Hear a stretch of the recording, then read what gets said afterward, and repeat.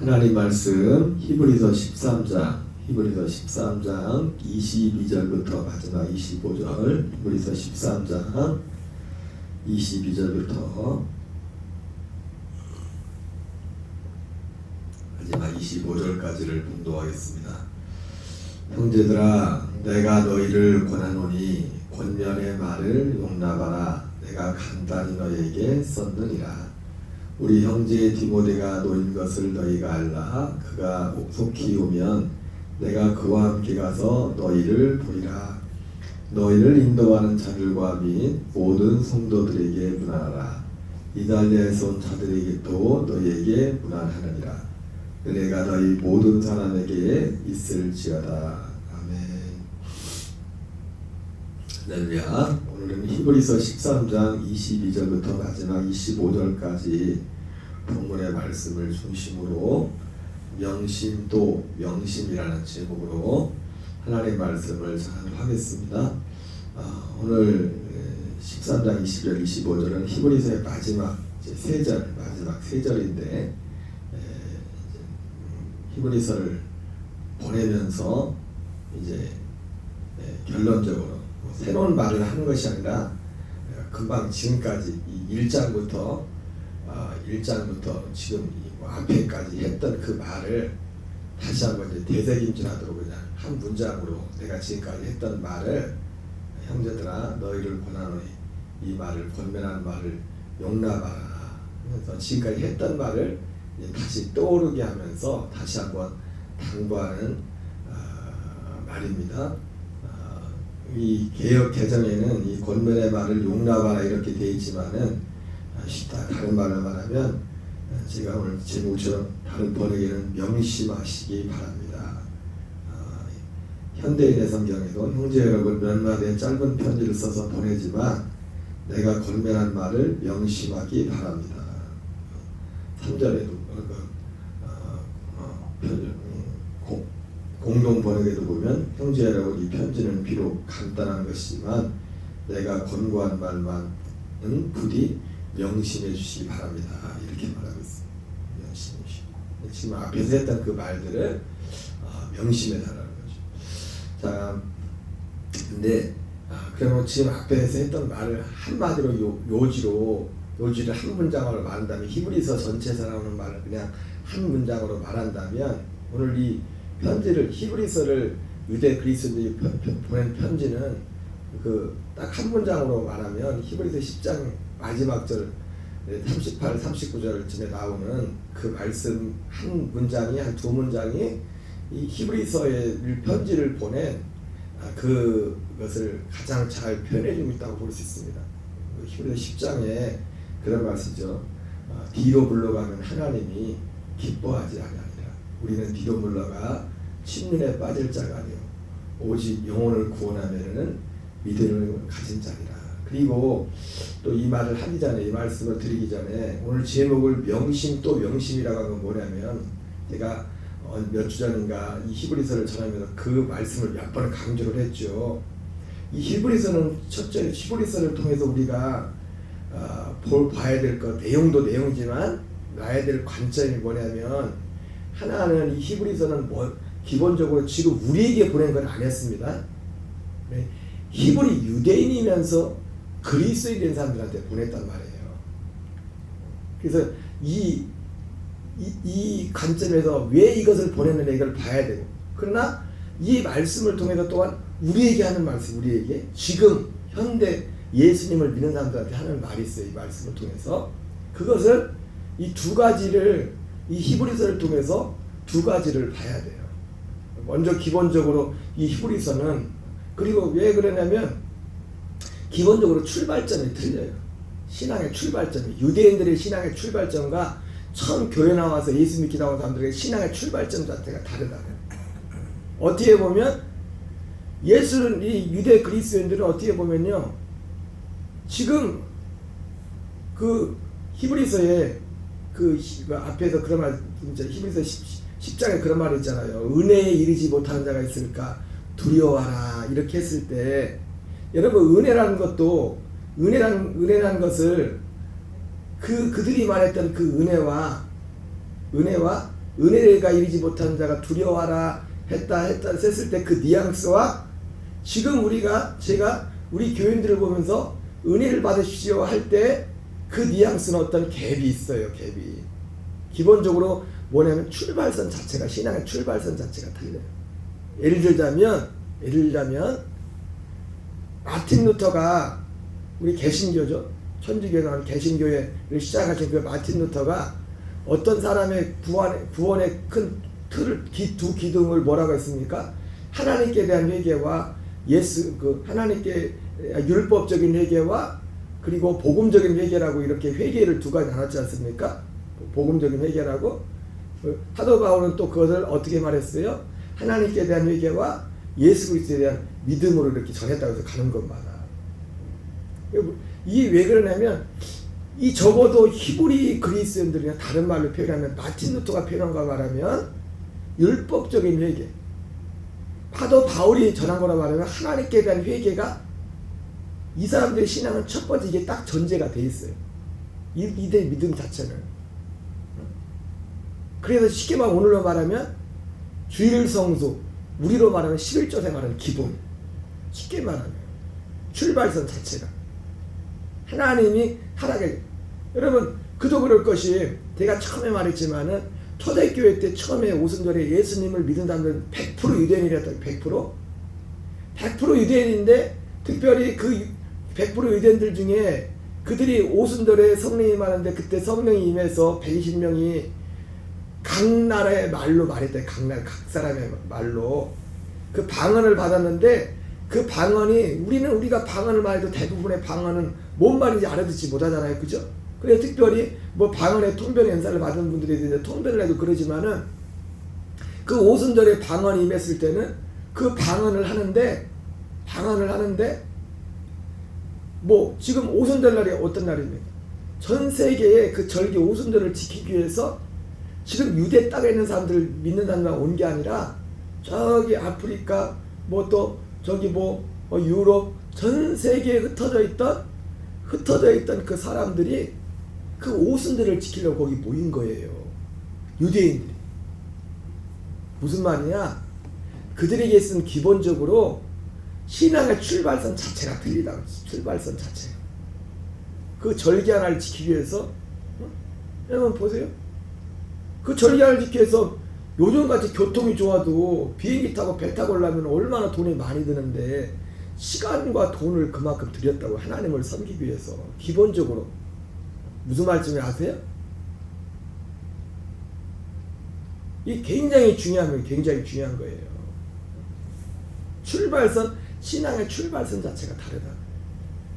유대 그리스도인들, 물론 모든 유대인 그리스도인이 다 그렇다고 했지만, 적어도 오순절에 와서 거기에서 그 예루살렘에 이스라엘에 살고 있었던 유대인들도 베드로의 전도를 받고 3,000명이 회개하는 그 3,000명, 5,000명 가운데 그 현지에 살고 있는 사람들이 있겠지만, 전 세계에서 흩어졌다가 살다, 그러니까 유대인이지만 거기서 오래 살다 보니까 그 사람들을 디아스포라라고 하죠. 오래 살다 보니까 자기 말을 할 줄 모른단 말이에요. 그 현지인 말을 하지.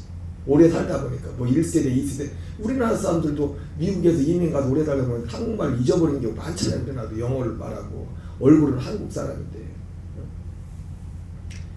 그렇지만 그들의 믿음이 뭐냐면은 그만큼의 시간과 경비를 들여서 절기를 지키러 올라온 만큼 그 원에 하나님께 대한 회개가 기본이 되어 있던 사람들이, 하나님, 살아계신 하나님을 믿는. 오늘날은 뭐랬어요? 오늘날로 출발선이 뭐냐면 주일 성수와 11조 생활의 기본이 되어 있다는, 기본이 돼. 오늘로 친다. 이 사람. 근데 이 사람들이 그렇기 때문에 그러니까 하나님을 믿는 믿음의 가치가 신앙, 세상의 어떤 것보다 제1의 가치가 돼 있던 사람들이에요. 여기 히브리 그리스도인. 그래가지고, 그런데 그들이 어려움을 당하죠. 고난을. 왜 고난을 당합니까? 여러분, 제가 엊그제 말씀드렸지만 지금 예수님께서 이 땅에 오셨을 때 유대인들, 예수님을 믿지 않는 유대인들의 반응과 현재 지금 21세기에 이스라엘에서 예수 믿는 분들을 메시아의 주라고 하는데, 메시아의 주를 핍박하는 유대인들, 유대인들은 지금도 이방인들이 예수 믿는 것에 대해서는 관심이 없는데 자기 유대인들이 예수님을 믿으면 그냥 놔두질 않습니다. 지금도 제가 지난번도 말씀드렸지만 기회가 있으면 그 다큐멘터리를 보여드릴 건데 폭탄 테러를 하고 또 특별히 이제 적극적으로 와서 선교하는 유대인으로서 목회자로서 교회를 세우고 그 현지에서 이 복음을 전한 사람들은 그때는 강금을 지키기도 하고 가택연금을 지키기도 하고 그런 일들이 버젓이 일어나고 있어요. 버젓이. 그래서 요한복음에도 9장에 보면 실로암 못에서 이제 날 때부터 보지 못했던 한 사람이 눈을 뜨게 됐을 때 그 부모님에게 유대인들이 와서 물어봤을 때 모른다고 하잖아요. 왜? 누구든지 예수님을 믿으면 출교를 당하기 때문에. 그래서 히브리서 10장에서 그 말씀을 하는 히브리 10장에서 이 유대인들이 이 진짜 유대인들은 우리가 지금까지 기다렸던 하나님께서 약속했던 우리 주일날도 했지만 모세와 같은 그 선지자가 이분이구나. 하나님의 아들이구나. 지금 유대인들이 예수 안 믿는 사람들은 제일 걸리는 게 뭐냐면 예수님을 하나님의 아들로 믿지 않아요. 어떻게 하나님이 유일하신 하나님이지. 유일하시라는 것은 숫자를 말하는 게 아닙니다. 그 성부, 성자, 성령 삼위 하나님이 유일하다는 거예요. 유일하시다. 구약에도 삼위일체의 어떤 그런 부분들에서 나오고 있죠. 그래서 이들에게서는 우리가 히브리서를 볼 때 이 두 가지 관점을 봐야 돼요. 이건 첫째는 히브리 유대 그리스도인들한테 보낸 거라고요. 그리고 이 히브리 그리스도인들은 10장에 나오잖아요. 전날에 큰 싸움을 싸웠다고 했어요. 예수 믿는 것 때문에 유대교에서 이제 내가 하나님을 믿는다는 예수 그리스도를 믿는다는 그리스도를 주로 이분이 구세주다 구원자다 이걸 믿는다는 이유 하나 때문에 곤란을 당하고 히브리 10장에 뭐라고 했습니까? 자기 소유를 빼앗기는 것도 기쁘게 자기 소유를 빼앗기는 것도 그 요한복음 9장에 나오는 상황과 똑같은 거예요. 똑같은 거. 그러면서 이 히브리서를 받는 히브리 유대 그리스도인들에게 이 편지를 쓴 거 보내면 그런데 이들이 예수님을 유대인들이었기 때문에 유대인들은 그들만의 어떤 약속이 있었잖아요. 그래서 그 그림자지만 그림자로서 할례와 성전과 절기가 있었다 했잖아요. 그림자로서. 이건 다 뭐예요? 예수 그리스도를 통해서 우리에게 실제로 영적으로 우리에게 실제로 이루실 그것을 구원을 그것을 통해서 보여주는 거예요. 근데 지금 이들에게 문제가 뭐냐면 지금 뭔 문제가 생겼냐면 지난번에 봤지만 여전히 히브리서가 쓰일 때는 만약에 이 사람들이 유대 그리스도인들이 예루살렘에 살고 있었다면 이스라엘에 살고 있었다면 성전이 버젓이 있었습니다. 그리고 거기서 계속 제사를 지내고 있었어요. 그리고 유대인들과 같이 자기는 예수 안 믿는 유대인들과 함께 그 핍박도 받고 그들과 함께 얼굴을 보면서 살았고 그들이 신앙생활하는 걸 보면서 살았다고요. 이 사람들의 문제는 뭐였냐면 다시 율법 구약 이건 그림자거든요. 할례도 그림자입니다. 진짜 할례는 뭐예요? 마음이 하는 거랬죠. 마음에 할례도 어떻게 합니까? 그냥 마음의 할례도 그냥 아무 때나 할례가 어떻게 예수님의 죽음을 통해서 진정한 할례가 우리에게 이루어지는 거예요. 그분의 죽음에 예수님의 죽음과 우리가 함께 연합하여 죽음으로 그 마음의 할례가 이루어지는 것이고 성전은 번지단부터 이 지성소까지 보여준 거 뭐냐면 그것은 우리에게 임할 장차 더 좋은 일의 그림자라는 거예요. 그림자. 그 실제가 아니라. 그걸 계속 얘기했는데 이 사람들이 다시 그림자로 눈에 보이는 그림자인데 눈에 보이거든요. 할례는 진짜 몸으로 하는 거거든요. 몸으로 남자는. 그리고 지금 당장 그림자인데 당장 눈앞에 성전이 있거든요. 짐승을 실제로 잡거든요. 그리고 대제사장이 있고 제사장이 있고 레인들이 있고 그걸 하고 있거든요. 그래서 은근히 이들이 실제가 아닌 다른 곳으로 다시 옛날로 들어가거든요. 유대교. 저게 당장 눈에 보이니까.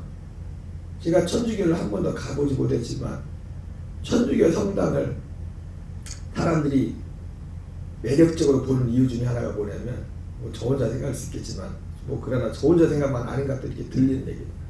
그 개신교하고 천주교하고 차이가 뭐냐면, 개신교는 말씀 중심이거든요. 물론 천주교도 말씀을 전하지만, 뭐 미사를 하고 이게 하지만은, 근데 거기는 예식이 굉장히, 예식, 눈에 보이는 어떤 예식이 굉장히 발전돼요. 예식. 물론 그것도 필요합니다. 그래서 우리도 이제 예수님 말 것처럼, 물론 예식이라면 성찬이죠, 성찬. 그리고 뭐 여러 가지 어떤 순서들을, 어떤 분위기를 만드는 그런 것들입니다. 그러나 그런 것들은 다 뭐냐면 다 그림자인데 다시 이 사람들이 이제는 거기로 들어가잖아요. 그래서 진짜 복음이 뭔지, 진짜 예수님께서 우리에게 이루신 그 구원이 뭔지를 다시 한번 이들에게 각인시키는 그런 그 의미에서 이 히브리서를 히브리 그리스도인들, 유대 그리스도인들에게 보낸 것입니다. 그럼에도 불구하고 우리 지금 이 말씀을 오늘 우리에게 지금 이 편지를 읽는, 이 성경을 보는 사람은 누굽니까? 우리는 유대인이 아니잖아요. 그리고 오늘 교회에 와서 성경을 읽는 사람들은 유대인들이 아니란 말이에요. 아까 말했죠? 출발선 자체가 틀려요. 하나님께 대한 회개, 이 유대인들은 출발선은 어디서 출발해? 하나님께 대한 회개에서 출발이 된다고요. 유대인들 진짜 믿는 사람들입니다. 그래서 그들의 시간과 물질을 하나님을 섬기는데 생각해. 우리는 여러분, 우리가 절기를 지키는 것도 사실은 부담스럽고, 어떤 사람은 주일날 한번 나오는 것도 부담스러운 사람이 있는데, 이 사람들은 그게 아니라 저 멀 외국에서 해마다 이거 하나님 한번 섬기려고 저 최소한 시간도 한 달은 드려야 될 거예요. 왜? 외국에서 와야 되지. 여기서 지키는 기간도, 행사 기간, 절기 기간도 있지. 가야지. 돈 써야지. 먹어야지. 이거 한번 하려고. 이해하려는 게 아니라 하나님을 예배하려고. 출발선 자체가 틀려요. 제가 요즘 말하지만 요즘 복음을 전하면서 하나님께 대한 회개가 빠졌어요. 그렇다고 복음이 온전히 전해지는 것도 아니고, 그냥 예수님이 하셨던 어떤 일 부분만 말하는 거지. 그리고 구원받았다. 그리고 천국 간다.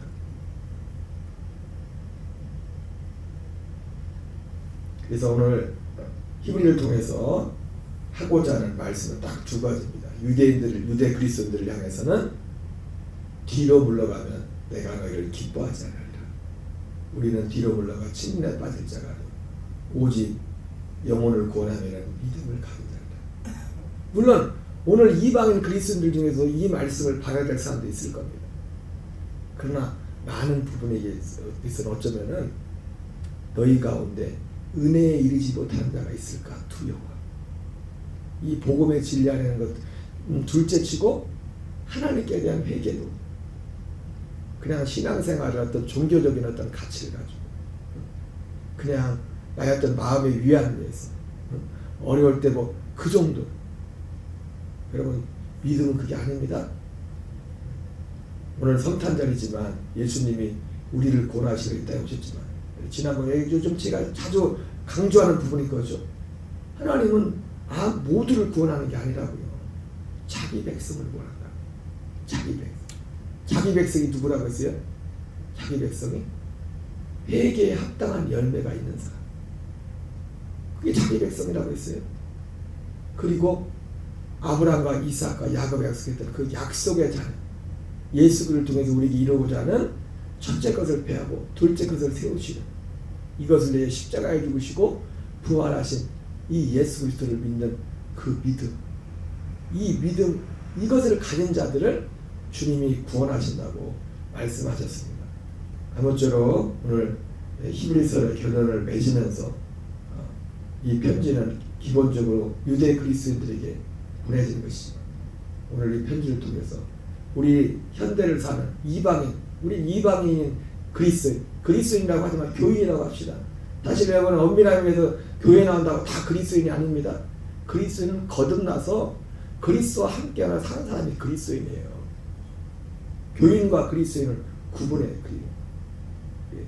우리 교인들이 이 안경을 쓰고서 사람들을 내 자신을 보고 정말 은혜 아래 있는가, 그 은혜 아래 있다는 것이 무엇인가, 은혜에 이르지 못하는 자가 없지는 않은가 살피고 우리가 이 복음 안에서 살아가는 하나님 앞에 온전히 드려지는 저와 여러분 되시기를 주 이름으로 축원합니다. 우리 주기도문으로 마치겠습니다. 하늘에 계신 우리 아버지여, 이름이 거룩히 여김을 받으시오며 나라 임하옵시며 뜻이 하늘에서 이루어지는 것 같이 땅에서 이루어지이다. 오늘날 우리에게 일용할 양식을 주옵시고 우리가 우리에게 죄진 자를 사하여 준 것 같이 우리의 죄를 사하여 주옵시고 우리를 시험에 들게 하지 마옵시며 다만 악에서 구하옵소서. 대개 나라와 권세와